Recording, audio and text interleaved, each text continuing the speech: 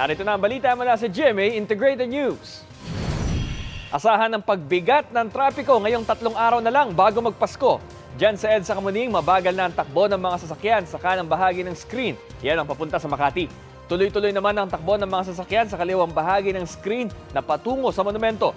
Ayon sa MMDA, huling pasok ngayon para sa ilang kumpanya, kaya marami ang inaasahang uuwi sa iba't ibang probinsya.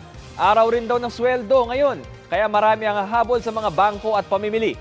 Puspusan pa rin ang pakikipag-ugnayan ng MMDA sa mga bus terminal at mall para sa pagsasaayos ng daloy ng trapiko.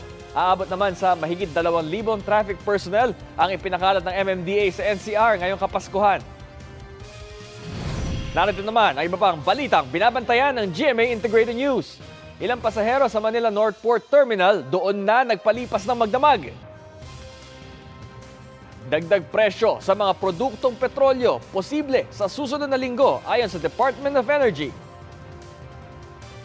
At iba't ibang bahagi ng bansa uulanin ngayong araw dahil sa iba't ibang weather system ayon sa Pag-asa. Para sa mas malaking misyon at mas malawak na paglilingkod sa bayan, ako po si Bam Alegre ng GMA Integrated News, ang News Authority ng Pilipino.